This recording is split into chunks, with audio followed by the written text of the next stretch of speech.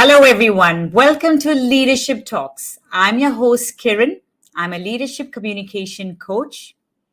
This is our very first episode of Leadership Talks. Each week on Leadership Talks, we will be inviting leaders and emerging leaders to share their stories, their challenges, and their strategies on how they manage their teams and organizations. Today, I have the privilege of having my very first guest, Mr. Ashish Datta, COO CFO for Congruent Infotech. Let me invite Mr. Ashish Datta to share the screen with me today. Hi, Kiran. Hi, Ashish. Thank you very much for being part of Leadership Talks. Welcome on the very first episode of it. Thank you so much. I'm indeed very happy to be here, very excited. Little tense also. What kind of difficult questions will come my way? Let's see. We will have lots of fun because the purpose of this talk show and podcast is that we can share our experiences and stories and inspire other leaders and emerging leaders on their growth journey. So, Right. thank Yeah. you for taking this opportunity to share this stage with me and share your thoughts with all of us. Yeah. My pleasure. Yeah. Okay, Ashish, you've been in the industry for over 3 decades. You've taken roles both as in organizations, in different kinds of leadership positions in the last 20 years, and currently you are COO, CFO with Congruent Infotech, which is in the IT industry. So let me ask you the very first question. We have been going through a very turbulent time for the last year and a half. So, Ashish, what has been your self leadership style that you have been using to manage your team, your organization, to go through this pandemic? Well, thank you, Kiran. That's a very interesting question. Each leader has their own styles, I think, and there's a dominant style. I would say my dominant style is driving. Okay. I am very action oriented. I am pretty clear and quick in my decision taking. And I am fact based and clearly want and drive everything to results. Now, I'd like to add here from my side is that when we talk of the leadership styles or the dominant style, let's say I'm driving, it is generally said that the driving style is somebody who is a little bit less tolerant, maybe, listens a little, perhaps. Maybe I am that, but I can tell you what is that I drive towards. I am driving, I'm a driving leader. A leader is to drive to something. So, what I drive to is profitable growth. And Okay. yeah, if anything comes in the way, I don't listen to that. But then, whatever needs to be done for profitable growth, and what do I mean by profitable growth from my side? What I drive towards, what my style is driving towards that growth is one is, of course, the customers. I need to provide quality solutions. And only if I give the best solutions, I get repeat business in IT. And that's my key. So I will drive to whatever extent to get that. But I also know that to be able to be in the IT industry and to get the solution, I need to also build my human capital, which are my employees. I Absolutely. need to get my employees in place, give them what they need, give them the encouragement, the training to give me the results because they are the people who are my inside sales guy. Then only I can derive quality. So that's my second.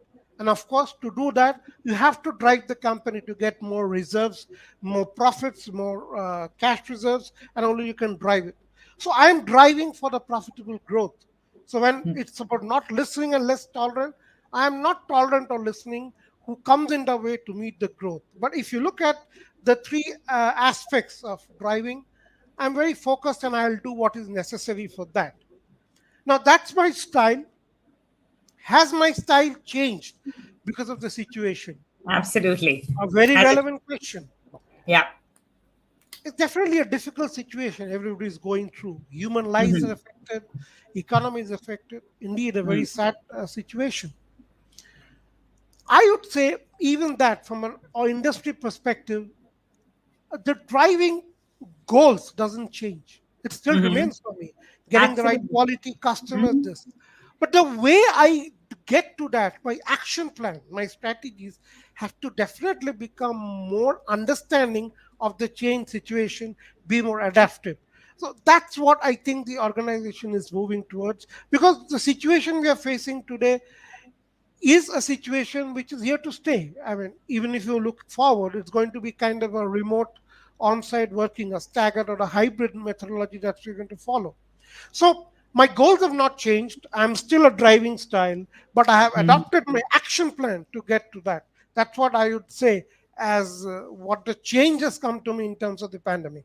So I definitely agree with you that in the current style, being an adaptive leader is going to make sure that you are able to steer your organization, your teams in both the survival mode as well as into the growth mode, which will follow. So coming from there, I mean, profitable growth has always been what you just said, your goal. But the pandemic has thrown leaders and organizations into the deep end. So, what have been the struggles as a leader of your organization that you have faced in the last year and a half? Right. I think there are primarily three main challenges. There are many. The pandemic, unfortunately, just thrown at us. We were not prepared. It happened in the Absolutely. last year. That's a fact. So we had to deal with it. So I think there are many challenges for leaders, but I think there were three. Hmm. First was our mindset. Our mindset was more focused. We could not have ever imagined that there'll be an empty office of so many floors, everybody working from different locations, and we Yeah. have to still drive towards that profitable growth. Mm. Correct? So that was the mindset. How can we really do it? So we had to change for to struggle what you call that fixed and growth mindset. From that perspective, we had to change. Yes, this is possible. That's a great challenge that we faced. Absolutely. Hmm. Second, all leaders know relationship building is very important. That's the key to it. Hmm. But then we were more used to building relationship with physically people around. We didn't Absolutely. know how to build relationship in an empty office, people sitting alone in different places. How do we build relationship That there? has How actually do we been the build biggest remote challenge, I relationship? would say, right, Ashish? That Yeah, has actually been. absolutely. We didn't Mm. know. We had to do, and that was the second one. And of course, the third one was how do we collaborate? Because that's very key for the IT industry to Mm. collaborate and work. So I think Mm. these were the three main challenges that came our way, and we had to deal with that. So now that you've stated your challenges, one is the mindset that had to change. I mean, as leaders, we want to be having a growth mindset in order to run our organizations. We have to be open. We have to have an abundance mindset. We have to have, Right. we want to be having people who are self-driven. So that is something that leadership is all about. Being a leader who is able to get other leaders to take charge of their projects, their teams, and move forward from there. So, mindset, yes, that I think the whole pandemic threw us into the deep end, but fixed mindset to growth mindset, yes, on terms of the physical constraints that were there. But I agree about you in terms of the relationship and collaboration. So, Ashish, in your organization, especially in IT, which is people have this misbelief that it can be done remotely and has been done remotely. What were your strategies that you used in your organization to help your teams, your organization, both to survive as well as grow, both for collaboration as well as relationship building? What were your strategies on that end? So I would answer this question in three parts. Okay. The first part I would say is, and that's my personal belief of that, Mm-hmm. in our life, everything depends on our life experiences. Right. Life pushes us forward, it never pushes you back. You have to survive, you have to fight it. So, to us, the leaders, there was no option.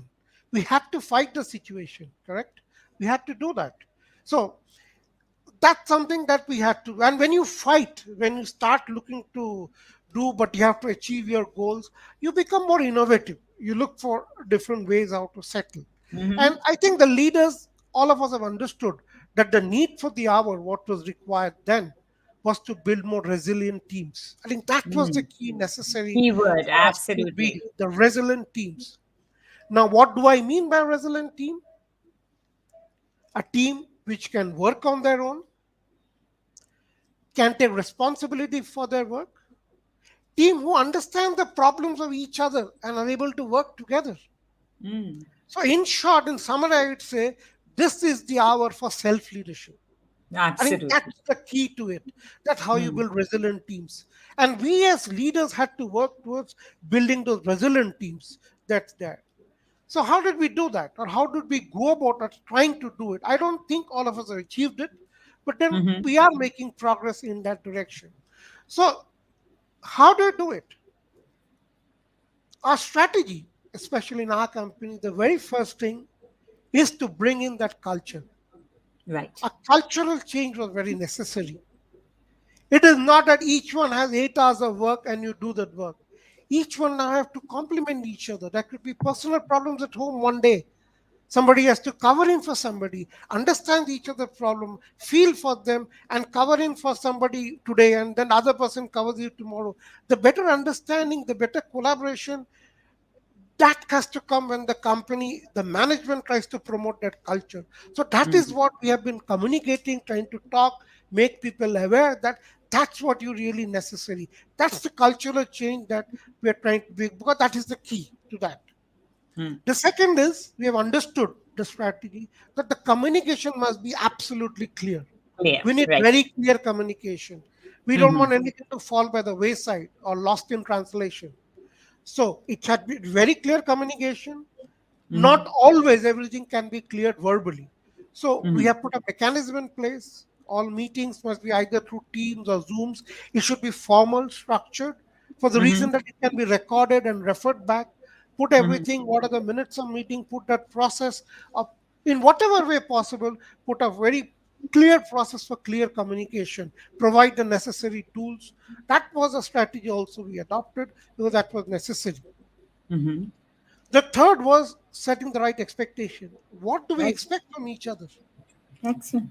All of us personal problems. We have to recognize that. Okay, what do you expect? How do you work together? What are the team ground rules? When do we have that daily stand up, or do we have a coffee time? Have those expectations set so we know how to Absolutely. work, because it's not like office. You turn your seat around and you have 10 people to talk, right?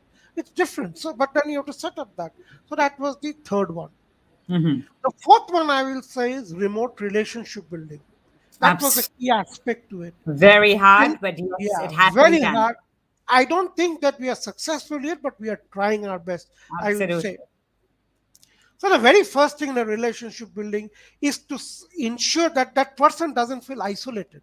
Because that's Right. a big problem. Then it plays on your mental health, everything, because you feel That isolated. You're not with social the team. distancing which people had It's a started real problem. promoting, Yeah, it's yeah, a real problem. Instead of social, it was supposed to be just physical distancing, not emotional and social distancing. That, absolutely. but Yeah. that whole thing was thrown apart, and then remote relationship just became so much harder to move forward with. Yeah.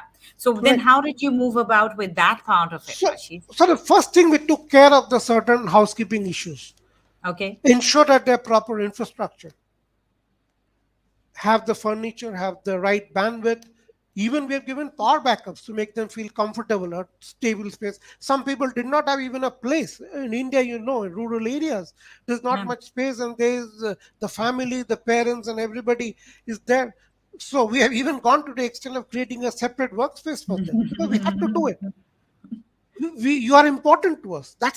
It's not just giving that infrastructure, it's giving the message that you're important, that you're You are required. important We did a and lot of that. value. Yeah, absolutely. That was the first thing we did. Then the next thing is the health issue. We took care of their health needs.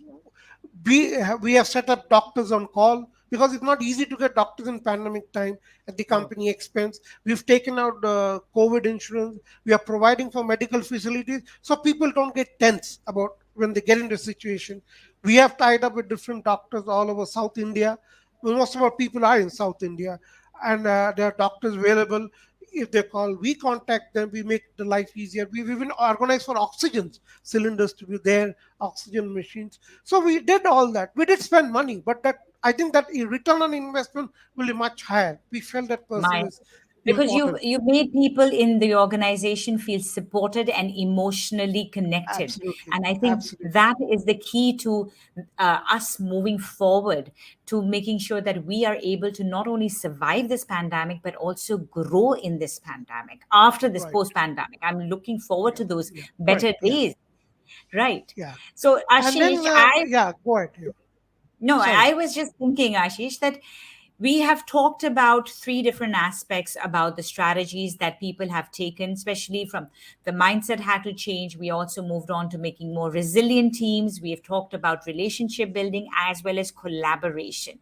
So, what would be your one message to emerging leaders on how should they move forward in coming times? I would say the key is be relevant in the market. Absolutely. Be relevant. Do Mhm. whatever is necessary. And relevant just not mean enriching with learning and development.